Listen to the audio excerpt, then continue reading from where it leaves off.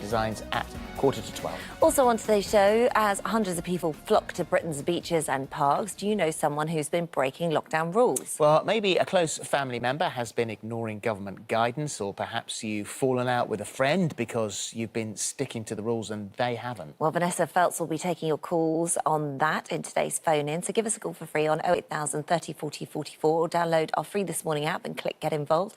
Make sure you leave a contact number and please get in touch by 11:15 today, and you must be 18 or over.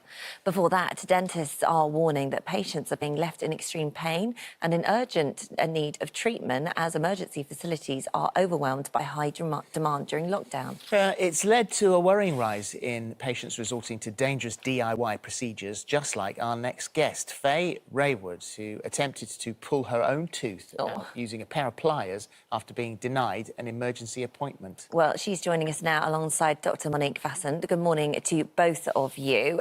Faye, let's start with you first of all. So earlier this week, the British Association of Private Dentistry called for the Chief Dental Officer of England, Professor Sarah Hurley, to resign from her post. The association believes the UK has a dental crisis caused by unnecessary pain and suffering, even life-threatening situations. Well, talking of unnecessary pain and suffering, that's exactly what you had, wasn't it, Faye? So it was about the May the 5th that you started to get this toothache. How bad was it?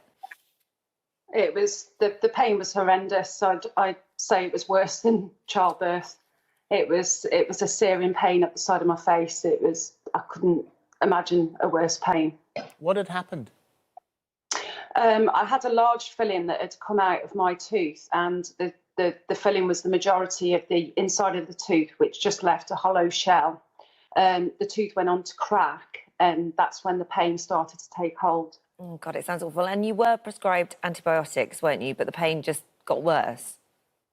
Yeah, the pain just got worse and worse. I did speak to my registered dentist, but they've got a protocol of what you need to do before you get a referral to an emergency dentist.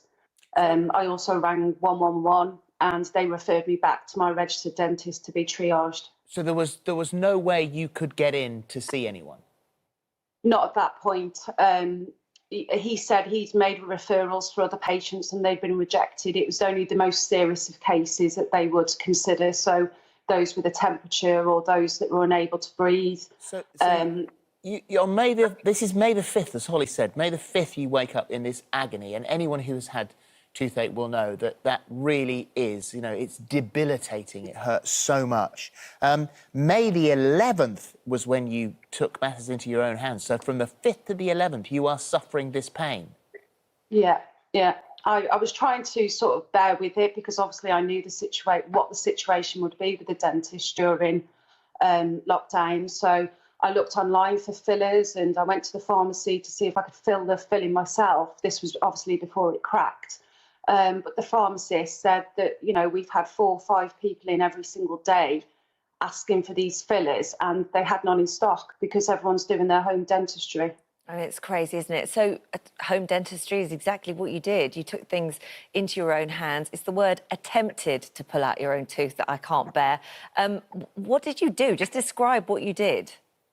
Okay, so, it was desperate measures. I was in a situation where I was just, I was crying. I didn't know what to do. So I started off with a pair of tweezers, trying to move the tooth in the gum to loosen it.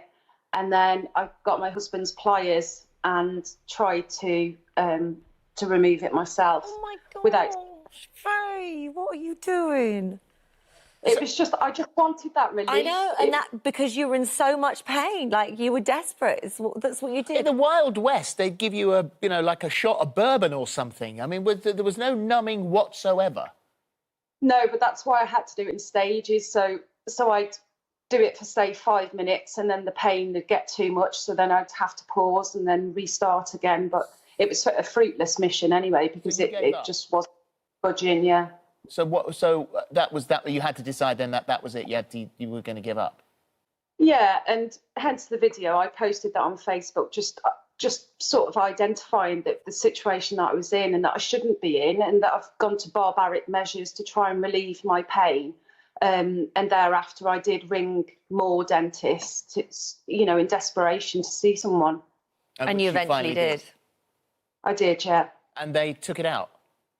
They did. They extracted it. I was in and out within 10 minutes. They were very professional. They had PPE on. They, you know, took my heart rate and my temperature just to ensure that I didn't have any signs of COVID.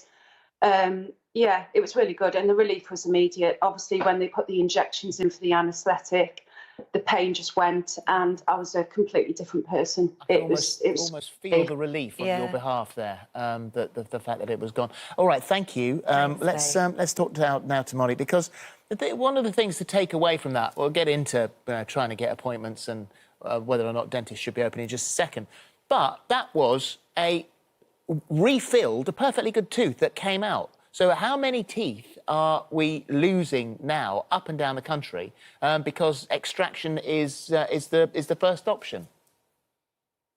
Yeah, well, firstly, I have to apologise on behalf of dentists out there for the situation that people like Faye are having to go through. It's certainly not something that we want as a profession.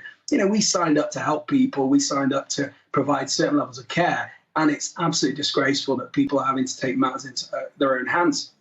Now, how many dental problems are going undiagnosed? Phil, who knows? Who knows right now? What we do know is this isn't a good situation, and lots of patients just cannot get access to care. The guys in the urgent care centres are absolutely working their hearts out to try and cater for people, but there's just not enough people doing it. So there's nowhere for these patients to go. And obviously the treatment is relatively limited because it's trying to prioritise the really serious cases, which is why we are really, as a profession, trying to get together to enable us to at least provide, in a safer environment, emergency care to people who really need it. So it seems that the kind of extreme, the emergencies are being dealt with, but it's these fairly common dental problems and concerns that may get significantly worse because of the time it's taking for them to be dealt with. Absolutely. There are a variety of dental conditions or health conditions, Holly, that go on every day that are often just picked up by dentists carrying out their routine checks. And this is why it's important to go to the dentist so regularly, sometimes when maybe you're not feeling pain, because we diagnose, that's part of our job. And we're unable to do a big part of that right now. And all we can do is assess remotely. And what dentists want really is just clear direction from the top about what we can do, when we can open, what levels of provision we can have, so that we can stop patients suffering, because people are having lots of undiagnosed problems right now, and when they manifest, it's often too late. So do you feel then, in that case, that all routine dental operations cancelled from the 25th of March, and there's been no real mention of dentists since then? So do you feel that you've been sidelined or forgotten here? Oh, look, I mean, undoubtedly, the Chief Dental Officer has talked extensively about NHS dentistry, but a massive proportion of the dentistry that goes on in this country is done on a private basis, a huge amount. And there's just literally no guidance for private dentistry. And consequently, all our professional bodies are using the Chief Dental Officer's advice to sort of cover all aspects of dentistry. So I think we just really need clear guidance. The government seemed to have overlooked several aspects in terms of the financial support they're offering practices.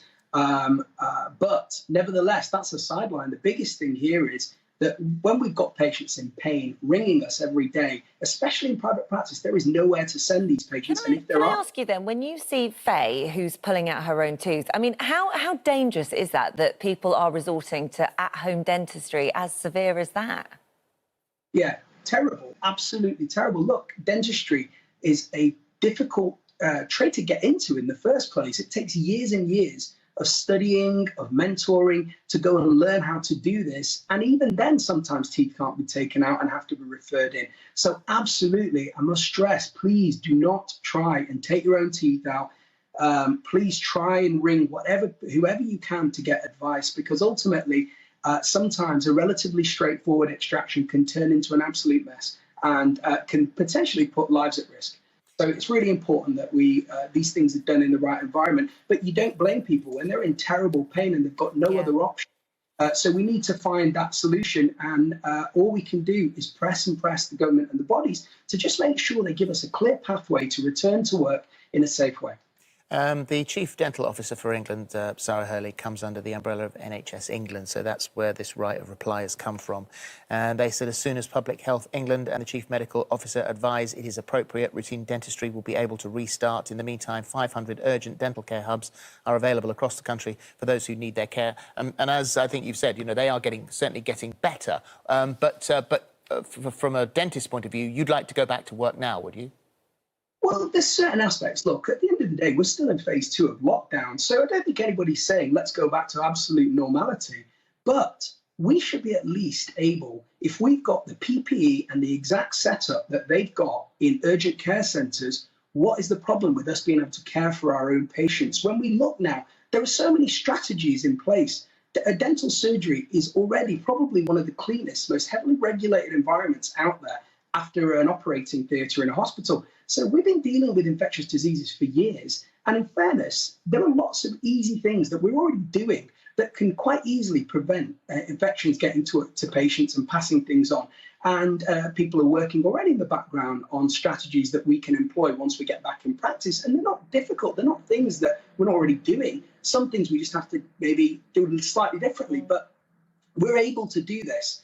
And I think at least all we're asking is give us some sort of direction, give us some sort of pathway and guidance. Thank you very much. Thank you. And thank you, Faye, as well. Yeah, thanks, Faye. Yeah. Right, still to come, if coronavirus has left you struggling financially, Martin Lewis is here to help. He'll be taking your calls right after.